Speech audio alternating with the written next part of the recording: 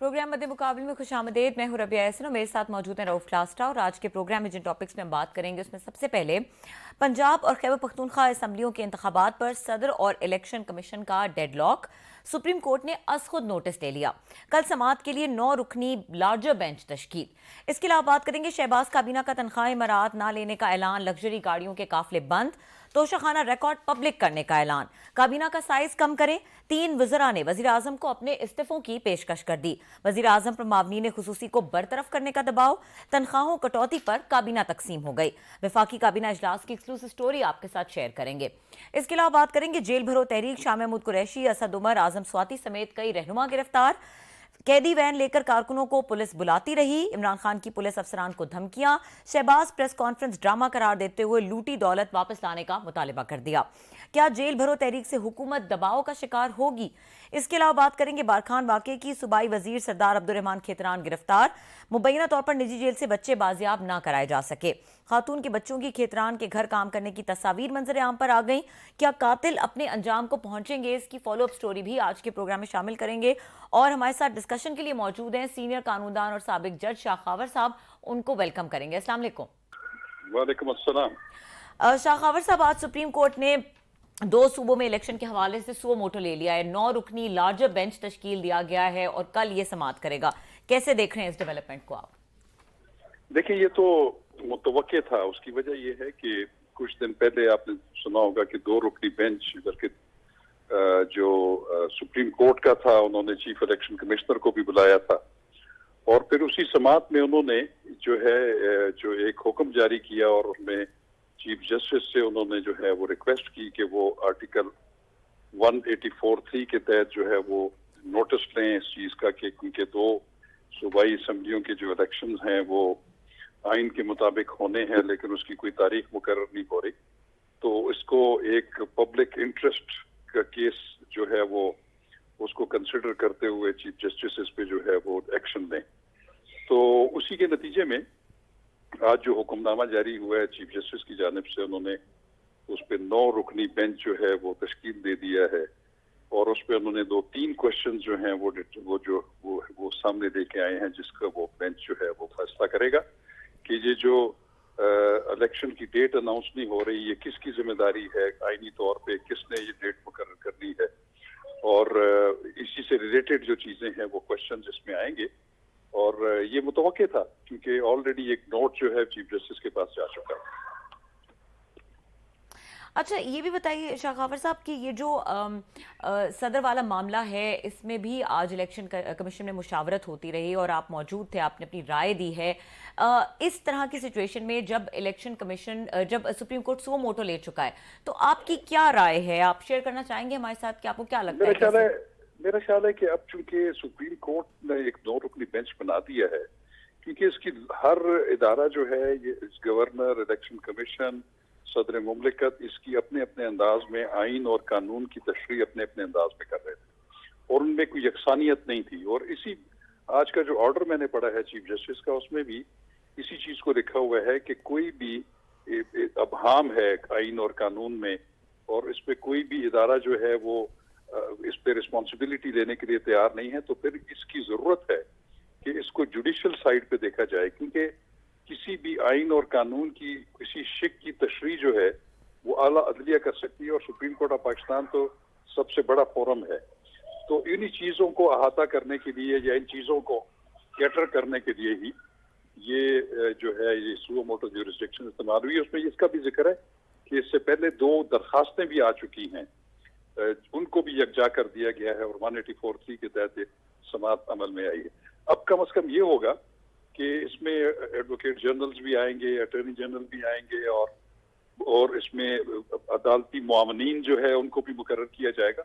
तो फिर एक कलेक्टिव विजडम सामने आ जाएगा और ये जो एक गैर यकीनी सूरत हाल है मुल्क में इलेक्शन होने या ना होने के बारे में, मेरा ख्याल है कि वो सेटल डाउन हो जाएगा। अच्छा सर, शाह खावर साहब, आप क्योंकि खुद भी एक जज रहे हैं और बड़े रिप्यूटेबल जज रहे हैं, नाम है आपका बड़ा, वकालत के हवाले से भी बहुत बड़े बड़े इदारे हैं पाकिस्तान के, आपसे ओपिनियन लेते हैं। आप अगर इस बेंच में बैठे होते, जो अभी हमने देखा है 9 मेंबर्स आप किस साइड पे जाते हैं? जो 3 सवालात उठाए गए हैं, तो आपकी अपनी राय यहाँ पे किस साइड पे आप अपना वेट डालते हैं कि आपकी क्या राय होती है सर? थोड़ा सा जरा, क्योंकि डिटेल में डिस्कशन हो जाएगी। देखें, सबसे बुनियादी बात यह है कि आर्टिकल 105 जो है आईन पाकिस्तान का, वो ये कहता है कि जब चीफ मिनिस्टर की एडवाइस के ऊपर अगर असेंबली डिसॉल्व की जाएगी, सूबाई असेंबली, और उसमें भी दो सूरतें हैं कि एक, जब चीफ मिनिस्टर एडवाइस भेजते हैं और वो अगर गवर्नर उसको उस पर अमल करते हुए असेंबली डिसॉल्व कर देते हैं अपने ऑर्डर से, तो फिर गवर्नर जो है वो एक 90 दिन के अंदर अंदर एक अदालत वो जो है इलेक्शन की डेट मुकर्रर करने का पाबंद है और केयर टेकर गवर्नमेंट बनाने के पाबंद है। जबकि गवर्नर पंजाब ने ये इख्तियार खुद इस्तेमाल नहीं किया हुआ था। वो 48 घंटे गुजरने के बाद फिर ऑटोमेटिकली उनकी एक अपनी तोजी है, और इसका जिक्र भी उस ऑर्डर में है जो कि सुओ मोटो लिया गया है।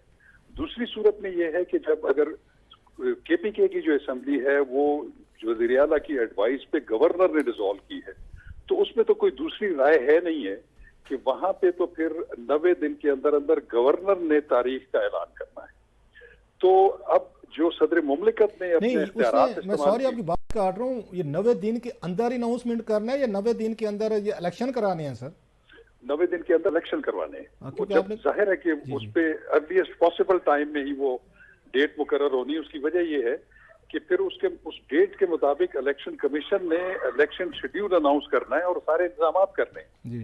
वो तो एक, लेकिन अब जहाँ पे जो सूरत हाल जो पैदा हो गई थी वो ये थी कि सदर मुमलिकत ने अपना एक इख्तियार इस्तेमाल किया अपने तौर पे।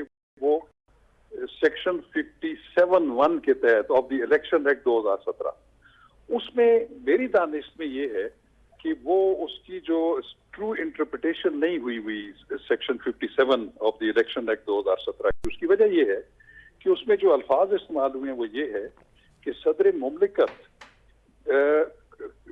जनरल इलेक्शंस की तारीखों का ऐलान करेंगे इलेक्शन कमीशन के मशावरत के साथ।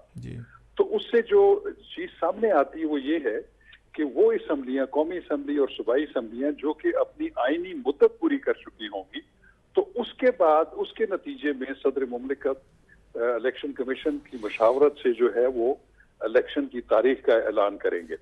तो ये सूबाई असम्बलियों के लिए नहीं है। सूबाई असम्बलियों के लिए जो आर्टिकल है रेलेवेंट, वो 105 आर्टिकल है आईन पाकिस्तान का, वो ये इख्तियार गवर्नर को देता है। अच्छा सर, आपने एक बड़ा इंतहा मुश्किल कम्प्लेक्स इशू को आपने बड़ा खूबसूरत तरीके से आपने एक्सप्लेन किया है। क्या हम समझ लें कि आरिफ अलवी साहब के पास जो लीगल टीम है, जो एडवाइज़र हैं, वो उनको हमेशा से गलत एडवाइसेस करते रहे हैं? क्योंकि आपको याद होगा इन्होंने भेजा था, ये रेफरेंस किया था अगेंस्ट ये जस्टिस काजी फैज़ ईसा, जो बाद में सुप्रीम कोर्ट से गलत निकला और उसको उन्होंने रिजेक्ट कर दिया, और वो भी सदर पाकिस्तान ने भेजा था आरिफ अलवी साहब ने। इमरान खान साहब ने उसमें कहा जी हमसे गलती हो गई थी। फिर उन्होंने असम्बलियाँ खान साहब ने तोड़ी, आरिफ अलवी साहब के ज़रिए उन्होंने साइन किया, लीगल एडवाइस ली होगी अपने एडवाइज़र से, वो भी सुप्रीम कोर्ट ने उठा के उसको भी बहर फेंक दिया, वो हमने देखा। और अभी उनके एक दो और स्टेप्स थे, हम उसमें अभी जो किया है 9 वाला इन्होंने दी है, वो सारे लोग कह रहे हैं कि ये उनकी कॉन्स्टिट्यूशनल पावर नहीं थी, और उन्होंने कहा जी मैंने मशवरे से अपनी लीगल टीम वगैरह से किया है। सो ये खान साहब के ये जो है सारे जो प्रेसिडेंट साहब हैं, इनकी लीगल एडवाइज़र टीम है इनकी ठीक नहीं है, या ये खुद उस पर ज़्यादा एफर्ट नहीं करते, जहन नहीं अप्लाई करते। जहाँ पे ना करनी थी शहबाज शरीफ साहब को ना कर दी, इसाक डार को, कि हम आपका ये एक उस ऑर्डिनेंस लेकर नहीं आते जो IMF के लिए ज़रूरी था।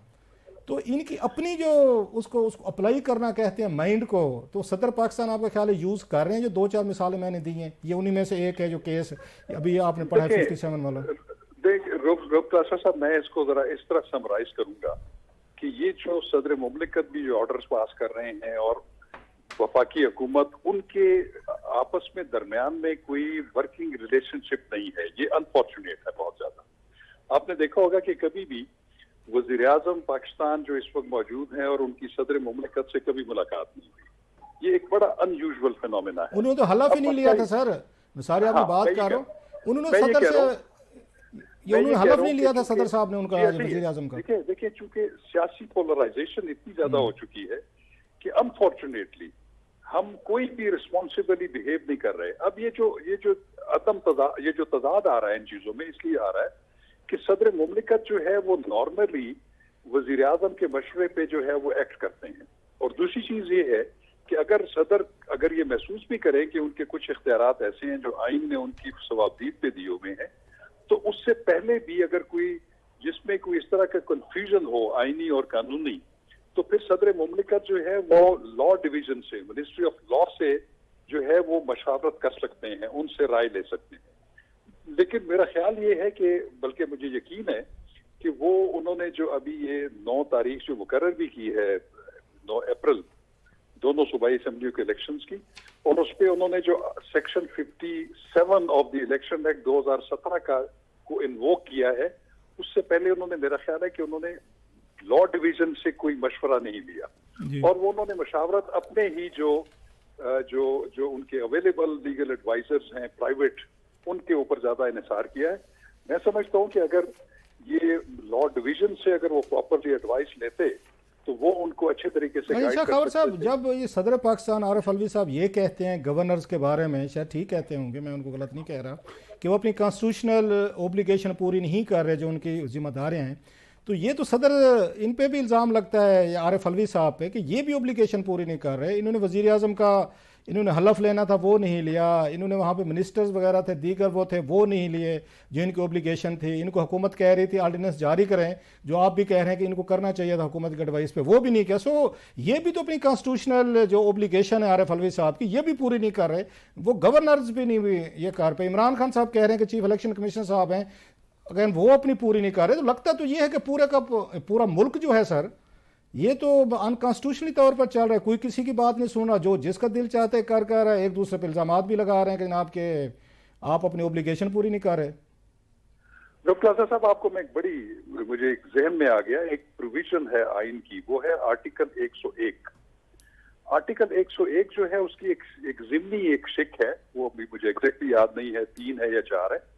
वो ये कहती है कि जो सदर मुमलिकत है वो ऐसी इक़दामात करेंगे, ऐसी हिदायत और गाइडेंस जारी करेंगे गवर्नर्स को वक्तन फवक्तन, उनकी जो कॉन्स्टिट्यूशनल जिम्मेदारियां हैं उनको निभाने के सिलसिले में, वो ऐसी सूरत में जबकि किसी चीज में आईनी जो है वो कोई तशरीह तलब बात हो या एक्सीजेंसी हो कोई, कि जिसका कोई आइन में डायरेक्ट जिक्र ना हो, लेकिन ऐसी जो हिदायत हैं और ऐसी जो रेगुलेशंस हैं वो सदर मुमलिकत गवर्नर्स को दे सकते हैं आर्टिकल 101 के तहत। तो मैं समझता हूँ कि शायद सदर मुमलिकत के बजाय इसके कि वो आर्टिकल 101 को इन्वोक करते, उसके तहत गवर्नर्स को हिदायत जारी करते उनकी आईनी जिम्मेदारियां निभाने के सिलसिले में, तो उन्होंने section 57 of the election act को जो है वो इन्वोक किया अपने तौर के ऊपर, जो उनकी पावर मेरी नजर में प्राइमा फेसाई जो है वो ठीक नहीं है। अच्छा सर, ये बताइएगा कि चीफ इलेक्शन कमिश्नर साहब का पिछले दिनों हमने सुना, उनका सुल्तान सिकंदर राजा साहब का, वो कह रहे थे, अगर मैंने ठीक सुना है या पढ़ा है, वो कहते हैं जी हम फौज से मांगते हैं कि हमें फौज दें क्योंकि उन्होंने इलेक्शन कराने हैं लॉ एंड ऑर्डर के लिए। तो वो कहते हैं जी हम तो स्ट्रेच हुए हुए हैं, लॉ एंड ऑर्डर के मसाइल हैं, हम टेररिज्म तालिबान वगैरह को डील कर रहे हैं, हमारे पास फौज नहीं है, हम स्पेयर नहीं कर सकते ट्रूप्स। इधर से वो कहते हैं हुकूमत से मांगते हैं, वो कहते हैं हमारे पास पैसे नहीं है, 30 बिलियन रुपीज़ का बताया जा रहा है, 25 to 30 बिलियन। वो कहते हैं एक एक टका हम इकट्ठा कर रहे हैं, टैक्स कर रहे हैं, हमारे पास तो इसका बजट भी नहीं है। तो कल को चीफ इलेक्शन कमिश्नर साहब कहते हैं जी मैंने अनाउंस नहीं करना, मैंने इलेक्शन कराने हैं, और जो ऑर्गन्स ऑफ स्टेट हैं जिन्होंने कराना है, जुडिशरी हो, उसमें एग्जीक्यूटिव, वो प्राइम मिनिस्टर ने उनको पैसे देने हैं, उधर से फौज ने अपने उन्हें ट्रूप्स देने हैं, ये मुझे प्रोवाइड नहीं करते, तो मैं कैसे इलेक्शन करवाऊंगा? तो इसको सुप्रीम कोर्ट कितना इसको ये उसमें वेट दे सकती है जब ये 3 नुकात को बैठ कर डिस्कशन करेंगे कि इलेक्शन कब होने चाहिए? देखिए ये भी बहुत एक इम्पोर्टेंट इशू है। आप अगर आज का हुक्मनामा जो मैंने पढ़ा है चीफ जस्टिस पाकिस्तान का, उसमें उन्होंने इस बात का भी जिक्र किया हुआ है कि जो चीफ इलेक्शन कमिश्नर ने जो अपने तहफ़्फ़ुज़ात का इजहार किया, या उन्होंने ये जो है इस बात को पॉइंट आउट किया कि उनकी जो है वो प्रॉपर एड के लिए जो है वो प्रॉपर इक़दामात नहीं हो रहे, जिसका आपने जिक्र किया, इसका भी उस ऑर्डर में जिक्र है, जिसको तय करने के लिए वहां पे ये क्वेश्चन भी फॉर्मुलेट किया गया है।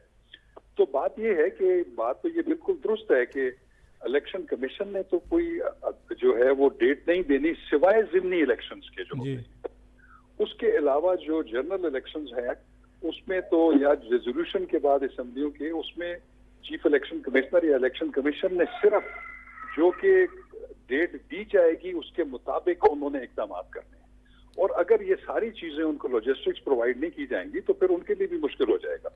और ये क्वेश्चन भी मैं समझता हूँ कि सुप्रीम कोर्ट का जो अभी ये जो 9 रुकनी बेंच है ये इन तमाम चीजों को कैटर करेगा। अच्छा, लास्टली कोई हुकूमत की तरफ से रिजर्वेशन आ रही थी इस बेंच के हवाले से। साहब ज़र हम बड़ी उनकी इज़्ज़त करते हैं, सुप्रीम कोर्ट के ऑनरेबल जजेस की, सारे ऑनरेबल हैं हमारे लिए। तो वो ये समझ रहे हैं कि इसकी फॉर्मेशन की कि कुछ ऐसे जजेस शामिल नहीं है जो शायद उस पर इन चीज़ों के ख़िलाफ़ जो अपनी ओपिनियन रखते हों या डिफरेंस ऑफ ओपिनियन रखते हों। लार्जर वो जो वहाँ पे हमारे उसमें जजेस साहबान बैठे हैं वो समझते हैं कि एक टिल्ट है इसमें। आप तो सबको जानते हैं, पेश भी होते रहते हैं। आपको लगता है यहाँ पे कि इस तरह की चीज़ है? हुकूमत के कुछ लोगों को मैं सुन रहा था तो दे हैड सर्टेन उस रिजर्वेशन ही उन्हें कुछ।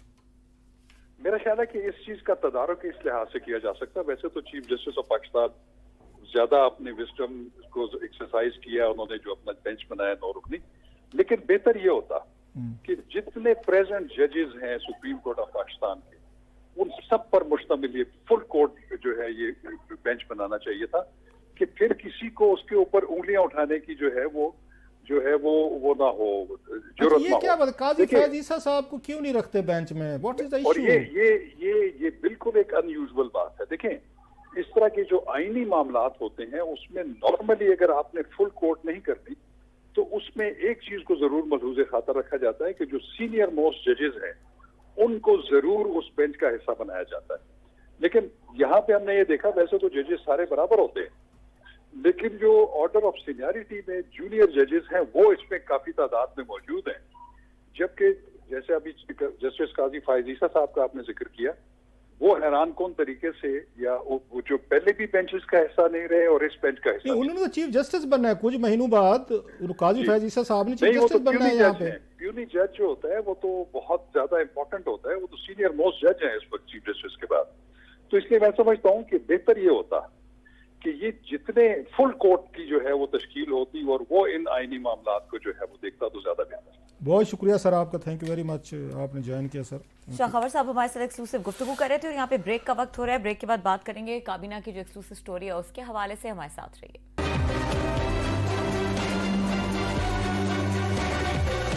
वेलकम बैक और बात करेंगे कैबिनेट की एक्सक्लूसिव स्टोरी के हवाले से। क्लासेस साहब क्या डिटेल्स हैं? सुने बड़ा धुआंधार किस्म का ये इजलास हुआ है, खास तौर पे वज़रा इस्तीफे, मामलीन खुसूसी, इस हवाले से काफ़ी चीज़ें सामने आई। हाँ, बड़ी है, आपको पता है कैबिनेट के एक्सक्लूसिव स्टोरीज के हवाले से हम इनसाइड लेकर आते हैं। आज का जो इजलास हुआ है कुछ तो कौम ने सुना होगा, जो लाइव किया होगा, उसके बाद जो आपस में बैठ के गुफ्तगू होती है वज़ीरों का, 84 के करीब हैं आपको पता है।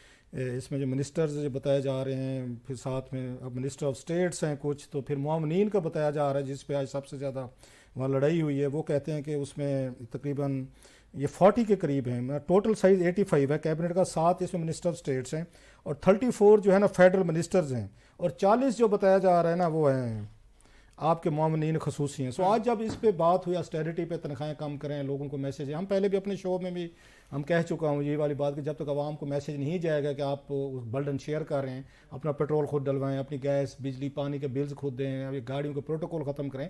ये आपको याद होगा हमने बात की थी कल, इसका ये आपको क्लिप भी दिखा देंगे। तो वो फिर हमने बात इस पर की है। खैर अब उन्होंने ये काम उन्होंने आज किया है, शहबाज शरीफ साहब ने वहाँ पर कैबिनेट में बात की है कि हमें तनख्वाह नहीं लेनी चाहिए इस पर। तो बड़ी उस पर जैसे मैंने कहा, अगेन जो अंदरूनी खबर है जो उससे ज़राए से मेरे पास आई है कि इस पर बहुत सारे वज़ीर राज़ी नहीं थे। अच्छा। उन्होंने ये कहा जनाब कि हमारी एक ही तनख्वाह है और अगर हम ये नहीं लेंगे, 1.5-2 लाख रुपए के करीबन तनख्वाह है। उनका कहना था 1.5-2 लाख रुपए से कोई बहुत बड़ा फ़र्क नहीं पड़ने वाला, महीने का कितना बचा लेंगे, 40 लाख 50 लाख या ज़्यादा बचा लेंगे, तो 75 या 1 करोड़ रुपये बचा लेंगे। तो लेकिन उन्होंने कहा इसका नुकसान ये होगा कि लोग ये कहेंगे जनाब कि आप अगर आके तनख्वाह नहीं लेते तो फिर आपको गुजारा कैसे हो रहा है। उन्होंने कहा लोग फिर हमसे ये पूछना शुरू कर देंगे अगर आप तनख्वाह भी नहीं लेते तो आपके पास पैसे कहाँ से आ रहे हैं, फिर इसका मतलब आप माल बना रहे हैं। उन्होंने कहा ये हमारे ऊपर ये क्वेश्चनिंग भी ये शुरू हो जाएगी। दूसरा, तनख्वाह ना लेना किसी काम का, उनका कहना था ये बड़ा अजीब सा लगता है। लोग मतलब चाहे कितनी कम तनख्वाह क्यों ना हो, आपको फील होता है कि यू आर एट जॉब, आप एक काम करें जिसको आपको सैलरी मिल रही है, लिहाजा ये जो इंसेंटिव है सैलरी का ये हमें ख़त्म नहीं करना चाहिए। दूसरा, उस पर JUI के मेंबर थे कैबिनेट के, उनके हवाले से बताया कि मुझे ज़राए ने कहा है कि उन्होंने कहा भाई मेरे पास तो कोई इसके अलावा सोर्स ऑफ इनकम ही नहीं है, मैं कहाँ से अपना घर चलाऊंगा, तो मैं कहाँ से पैसे लूँगा, मैं तो और कोई मेरा वो उसमें बिजनेस नहीं है। उनका कहना था मेरी तो ये है यहाँ पैसे आते हैं उससे मैं घर चला रहा हूँ, आप कह रहे हैं कि मैं आप मुझे तनख्वाह नहीं देंगे। इसके अलावा वहाँ पे ये रियाज पीरजादा साहब के हवाले से बताया गया कि जो ह्यूमन राइट्स के मिनिस्टर हैं उन्होंने कहा है, उन्होंने कहा आप हमारी तनख्वाहें तो काट कर रहे हैं, लेकिन उन्होंने कहा जो मेरे नीचे काम करते हैं वहाँ पे मिनिस्ट्री में, एक खतून का मैडम का बताया उन्होंने, तो उनका कहना 13 लाख रुपए वो लेती है तनख्वाह। वहाँ के जो हमारे यहाँ नीचे हमसे बैठे हुए हैं वो लाखों में 7 डिजिट्स में सैलरीज ले रहे हैं, हमारे जो 6 डिजिट की भी नहीं बनती, 1.5-2 लाख रुपए हमारी तनख्वाह, उस पर भी सबको इतराज़ हो रहा है, ये भी था। अच्छा, प्लस इसमें जो मेन चीज़ थी उसमें शहरी रहमान साहबा जो हैं इन्होंने और वो 3 वजीरों का बताया गया कि उन्होंने कि अयाज सादिक साहब और आजम तारड़ साहब, इन्होंने बड़ी बिग पेशकश की। इनका ये कहना था कैबिनेट इनको मिनिस्टर को, प्राइम मिनिस्टर साहब को, कि हजूर सबसे पहले आप कैबिनेट का साइज कम करें, जो मामलीन खुसूसी 40 के करीब आपने भर्ती कर ली हैं, इसका जो साइज है वो कम करें, लोगों को गलत मैसेजेस जा रहे हैं, 84-85 लोग आपने रख लिए हैं। इन तीनों ने कहा है, शहरी रहमान ने, आजम तारड़ साहब ने और ये अयाज सादिक साहब ने, इन्होंने कहा जनाब कि आपसे साइज कम नहीं हो रहा, हमसे शुरू करें। उन्होंने कहा हम तीनों इस्तीफा देने को तैयार हैं ताकि कैबिनेट का साइज कुछ कम हो, इसको आप इसको रिड्यूस करें। 85 इज ह्यूज नंबर, लोग हमारी जान को आए हुए हैं, आप उनकी तरफ तवज्जो, रोजाना की बुनियाद पे आप कोई ना कोई नया एडवाइजर लगा लेते हैं, नया मुआवन अपना खसूसी लगा लेते हैं। सो उन्होंने कहा जनाब आपको अगर और कोई लोग तैयार नहीं है कैबिनेट छोड़ने को, तो शहरी रहमान, अयाज सादिक और आजम तारड़ ने कहा जी हम तीनों छोड़ने को तैयार हैं, आप वो करें। तो प्लस जो मेरे जराए बता रहे, शहरी रहमान साहब ने ये भी कहा है इनको कैबिनेट में, उन्होंने कहा ये काम करें, आप इनसे बात करें, पार्टीज के मतलब हेड से बात करें। आसिफ अली जरदारी साहब से उन्होंने कहा जी हम बात करेंगे, बल्कि बात कर ली है शायद उन्होंने, कि जो पीपल्स पार्टी के मामलीन खसूसी हैं उनसे वो कराएं, छुट्टी करवाएं, आप उनसे रिजाइन करवाएं कैबिनेट में से जो हैं, JUI के हैं, आप उनसे बात करें मौलाना साहब से, या दीगर पार्टी जो 13 पार्टीज के लोग हैं आपने अकोमोडेट किए, सबसे बात करें कि अपने मामलीन खसूसी जिनका कोई आपको ये काम ही नहीं है, जिनका तल्लुक ही नहीं है, वैसे आपने उनको या मिनिस्ट्रियल या अदरवाइज पोर्टफोलियोज जो हैं उनको आप ख़त्म करें। उन्होंने कहा जरदारी साहब की उसमें ज़राए कह रहे थे कि उन्होंने शहरी रहमान साहब का कहना था उनसे बात करना हमारी वो जिम्मेदारी है, पीपल्स पार्टी वालों को हम डील करेंगे, बाकियों को आप जो है ना वहाँ पर ये चीज़ें देख लें। हाँ, इस पे ये हुआ, गाड़ियों के हवाले से बात हुई कि गाड़ियों का प्रोटोकॉल वगैरह वो काम करें, सिक्योरिटी काम करें सरकारी। तो शहरी रहमान साहब ने वहाँ पे बताया, उन्होंने जी मैं तो ऑलरेडी, उन्होंने कहा जब से मैं वजीर बनी हूँ, क्योंकि एहसन इकबाल साहब की हो रही थी ना, वो बहुत ज़्यादा उन्होंने वो ट्वीट किया था, तारीफ़ें हो रही थी कि जनाब उनके पास वो क्या कहते हैं एक बड़ी गाड़ी थी, तो उन्होंने वापस कर दी। तो शहरी रहमान साहब ने आज कहा है कैबिनेट, उन्होंने कहा जनाब कि मैंने तो कभी, क्योंकि ढोल नहीं पीटे वाला हिसाब है, उन्होंने कहा मैंने जब से वजीर बनी हूँ मैंने कोई गाड़ी नहीं ली, कोई पेट्रोल नहीं ले रही, मैं अपनी ज़ाती गाड़ी इस्तेमाल करती हूँ। मैं तो उनका ये कहना था झंडा भी नहीं लगाती, कि झंडा लगाते हुए मुझे थोड़ा सा वो होता है कि लोग क्या कहेंगे आप झंडे लगा के इस पे वो हो रहे हैं। तो प्लस उसमें कैबिनेट में बात हुई इस पे ट्रैवलिंग पे, इंटरनेशनल ट्रैवलिंग पे, कि आप उसको वो ख़त्म करें, या कैब वो था बिजनेस क्लास जो है उसको ज़रा ख़त्म किया जाए, वो महंगी पड़ती है। उस पर कुछ वजीरों का कहना था, उन्होंने कि लॉन्ग ट्रैवलिंग होती है बाज़ दफ़ा, अगर आपने USA जाना है या जिनीवा जाना है या लंबे उसके लिए, तो किसी इसके लिए में जाके ट्रैवल करना, उनका ये कहना था, उस पर साफ से बात हो सकती है, वो मुश्किल हो जाएगा। फिर तो मतलब है कि अगर आपने जाना है और इतनी लंबी ट्रैवलिंग के बाद एक दिन आपने रुकना है वहाँ पे, कोई कॉन्फ्रेंस सेंड करनी है, फिर करने के बाद फिर आपने इकॉनमी में ट्रैवल करना है, तो ये आपके लिए थोड़ी सी उनके बकौल के वजीरों के ये ज़रा उस पर जो है ना ये मुश्किल हो जाएगा। सो असल जो उन पे चीज़ थी, फिर शहबाज शरीफ साहब ने ये भी बताया जी मेरी फ़ौज से बात हुई है, फ़ौज जो है वो उस पर वो भी तैयार है इस मौके पर अपने वो अखराजात रिड्यूस करने के लिए।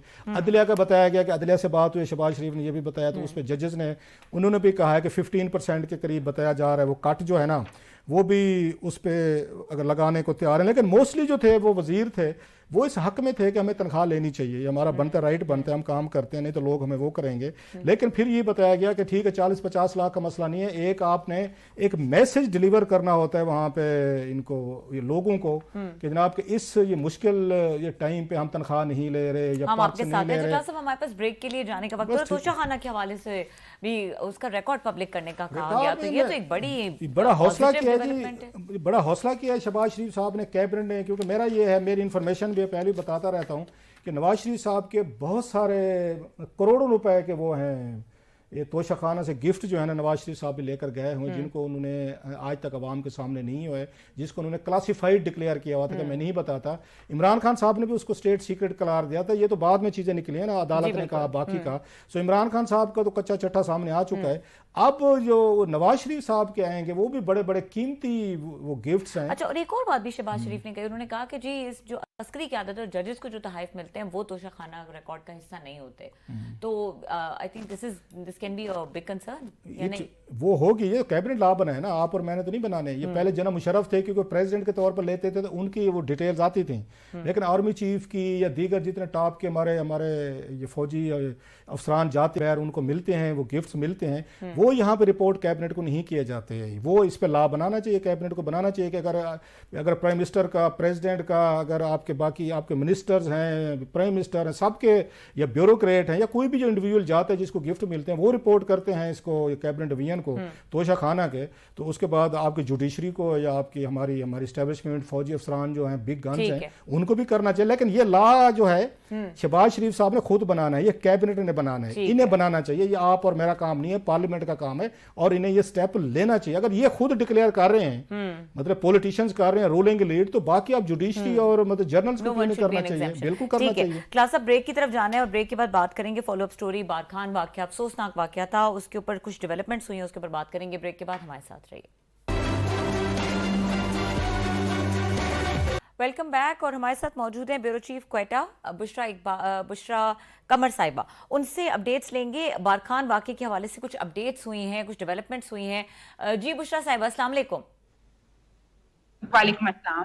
अच्छा बुशरा साहिबा, बताइएगा इस पे क्या डेवलपमेंट हुई है फर्दर?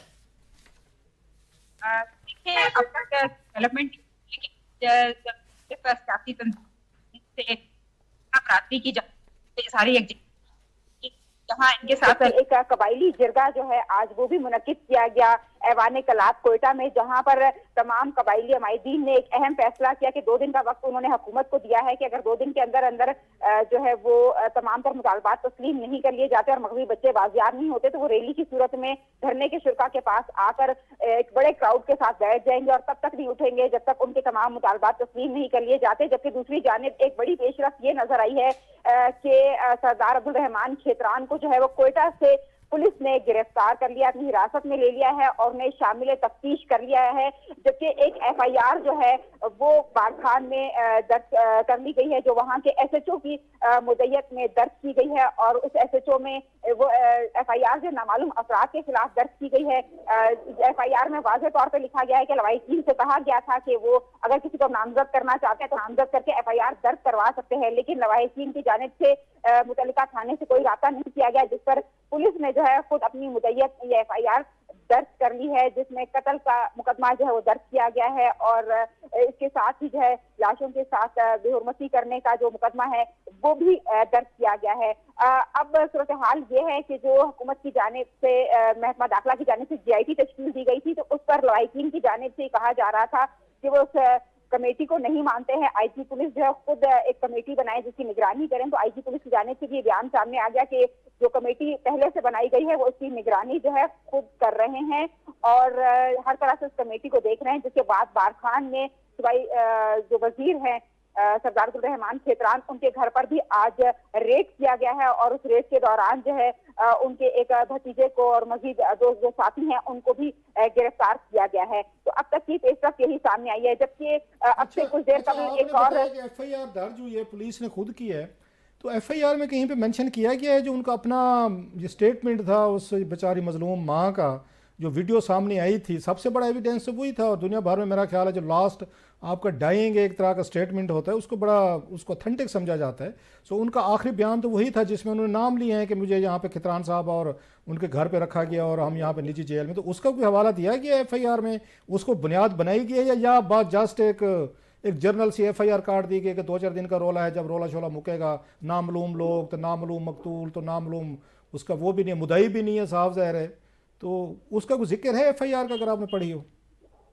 देखिए FIR में जो मैंने कंप्लीट पढ़ी है उसके मुताबिक यही है कि उनके लवाहिकीन की जानिब से इल्जाम था कि जो ग्रानाज है उनकी कोई वीडियो वायरल हुई थी, लेकिन जब पुलिस का कहना है कि हमने इनके अहले खाना से कहा कि अगर आपको किसी पर शक है तो आप उसको नामजद करके FIR दर्ज करवाएं, तो ना ही हमें वो वीडियो दिखाई गई और ना ही जो है वो किसी शख्स को नामजद करके उनके खिलाफ लवाहिकीन ने कोई FIR दर्ज की, जिस पर पुलिस ने जो है अब खुद अपनी मुद्दत में FIR को दर्ज कर ली है। ये वीडियो लवाहिकीन ने तो नहीं उनको देनी थी, ये वीडियो तो रिकॉर्ड का हिस्सा बन चुकी है even even senate of Pakistan में इसका जिक्र किया गया, सोशल मीडिया पे अवेलेबल है, कोई डिनाइल नहीं आई। तो वो तो पुलिस अगर खुद सुआ मोटो लेके एक तरह का सुआ मोटो मैं कहूँगा FIR दर्ज कर रही है, बाकी चीज़ें अगर वो FIR का पेट भर रही है तो ये भी लिखा जा सकता था उस औरत का लास्ट एक तरह का डाइंग स्टेटमेंट के, उनकी वीडियो जो है वो हमने खुद देखी है और उसमें वो ये उन्होंने इल्ज़ामात लगाए हैं। जी बिल्कुल, इस वक्त यहाँ मौजूद जो धरने के शुरा हैं वो भी इस बात का गिला करते हुए नजर आ रहे हैं। उनका यही कहना है कि वो इस FIR को जो है हरगिज नहीं मानते। FIR जो है वो शफाफ तरीके से लिखी जानी चाहिए थी, जिसमें वो तमाम तर हकायक जो है वो शामिल किए जाते, जिसमें वो वीडियो का जिक्र होता, जिसमें जो है उन लाशों के साथ जो मामला किए गए वो तमाम जिक्र होता और किस तरह से रिकवर की गई, कहाँ से रिकवर की गई, वो तफसीली तौर पर लिखा गया होता। मतलब FIR काटी गई है, ऐसा ये FIR तो लगता है कि जो मेन मुलजिम जिनको वो नॉमिनेट कर रहे थे बाद नसीम मां, ये तो उनको बेल आउट करने के लिए, ये तो सिंपली एक मतलब एक उनको फेस सेविंग दी जा रही, ना उसमें मुलजिम का नाम है, ना उनके सोर्सेज जिस तरह वो मारे गए बेचारे उनका जिक्र है। जर्नल से FIR काटी गई, तो आराम से मेरा ख्याल है उनको बचाने की कोशिश ज़्यादा की गई रादर दैन उनको सजाएं दिलवाने के लिए। लास्ट क्विक आपका कमेंट। जी बिल्कुल, इसी तरह का कोई सिलसिला नजर आ रहा है कि FIR जो है अब दर्ज कर ली गई, लेकिन लवाहिकीन ने इस FIR को मुस्तरद कर दिया। एक चीज मैं आपको ये भी बताती चलूं कि कुछ देर कबल जो है एक लाश जो ग्रानाज खातून की बताई जा रही थी उसे पोस्टमार्टम के लिए सिविल अस्पताल मुंतकिल किया गया था, लेकिन वहां पर पुलिस सर्जन के मुताबिक जब उन्होंने पोस्टमार्टम किया तो उनके मुताबिक ये लाश जो है 17 से 18 साल की किसी लड़की की लाश उनके मुताबिक जो है वो बताई गई है। और ये भी कहा गया है कि उसके साथ जिनसी ज्यादती, जिनसी तशद्दुद किया गया है। 3 गोलियां सर में मारी गई हैं, जबकि उसकी शनाख्त को छुपाने के लिए सर पे और चेहरे पे जो है वो तेजाब भी फेंका गया है। तो अब ये इस नई कहानी जो है मोड़ ले सकती है कि अगर ये ग्रानाज नामी खातून की जो है वो लाश नहीं है तो फिर ये लाश किस लड़की की है या किस खातून की है, क्योंकि ग्रानाज जो है उनकी उम्र जो है वो 40 से 50 के दरमियान बताई जा रही है। आप इसको फॉलो करते रहे, हम कल फिर आपसे इस पे फॉलो अप लेंगे। Please keep the good work और इस स्टोरी को मरने ना दें, इसको फॉलो अप करते रहे। ठीक है, बहुत शुक्रिया बुशरा कमर साहिबा, क्वेटा ब्यूरो चीफ, हमें स्टोरी पे अपडेट करी थी। प्रोग्राम का वक्त खत्म हो गया, देखने के लिए शुक्रिया, इजाजत दीजिए, अल्लाह हाफिज।